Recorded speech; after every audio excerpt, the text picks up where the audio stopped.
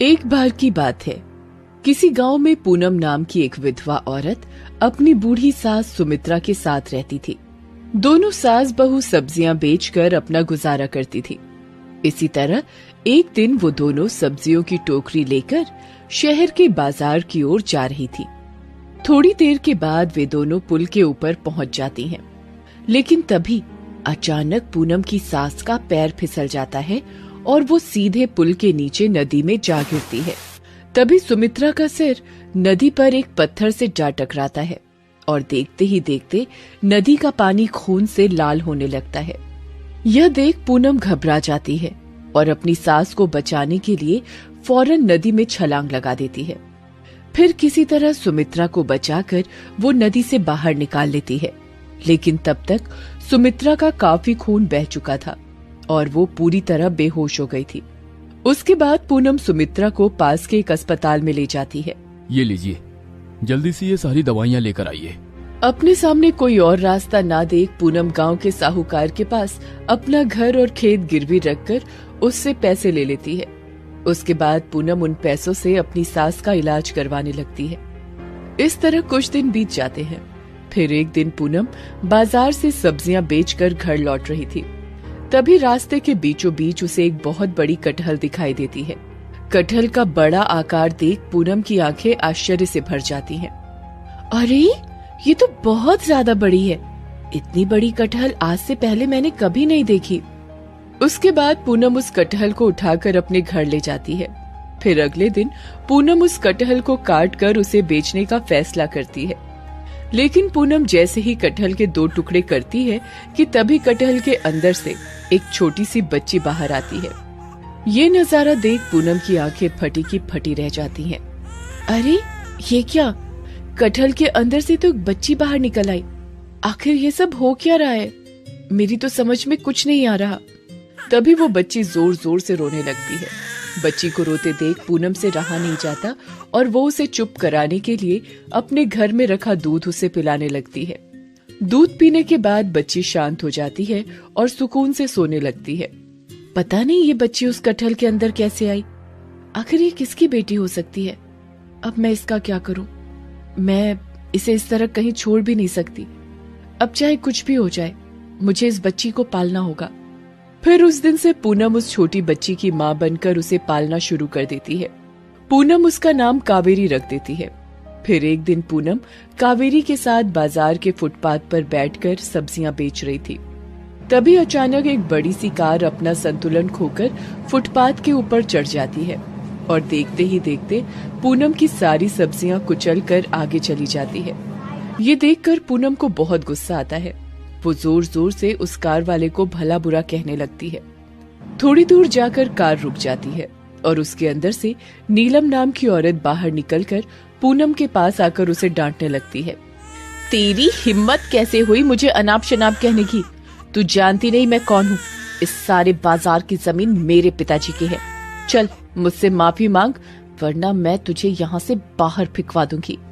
लेकिन नीलम की धमकी सुनकर पूनम जरा भी नहीं घबराती और डटकर उसके सामने खड़े होकर उसे जवाब देने लगती है। तुम अमीर हो, इसका मतलब ये नहीं कि तुम अपने घमंड में चूर होकर हम गरीबों के पेट पर लात मारो। मैं बहुत मेहनत करके अपना और अपने परिवार का पेट पालती हूँ।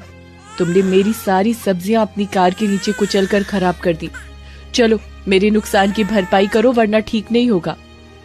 2 कौड़ी की औरत, तेरी इतनी हिम्मत कि तू मुझे धमका रही है?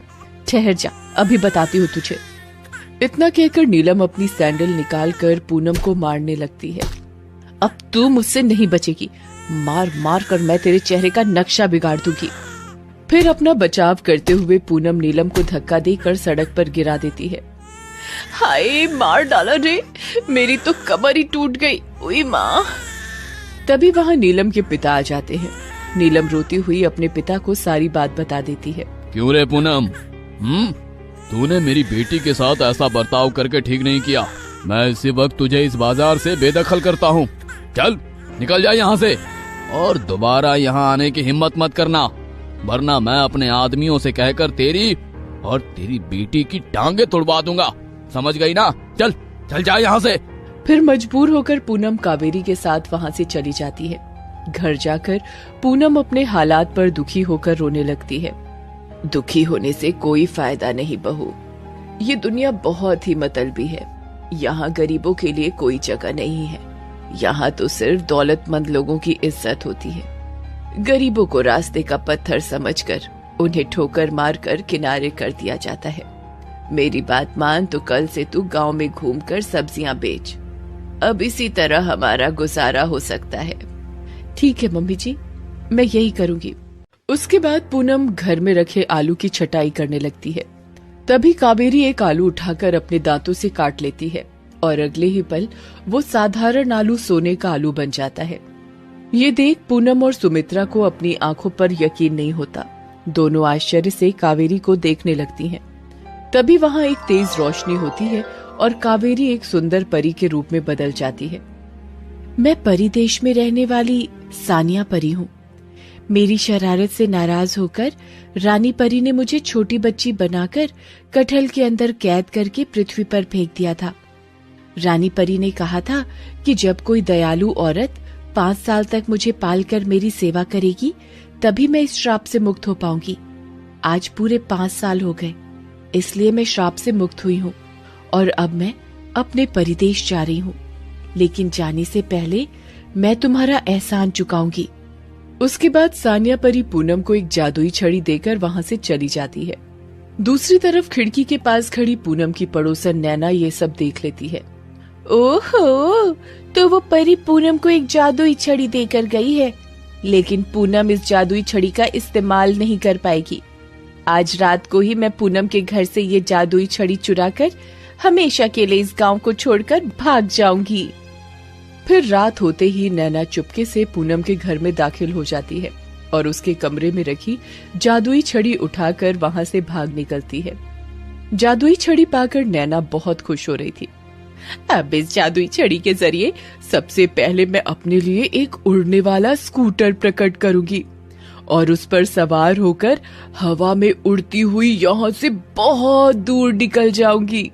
ये सोचकर नैना जादुई छड़ी घुमाने लगती है, लेकिन तभी अचानक वो जादुई छड़ी एक बड़े झाड़ू के रूप में बदलकर नैना की पिटाई करने लगती है। हाय, मर गई रे! अचानक ये जादुई छड़ी झाड़ू में कैसे बदल गई?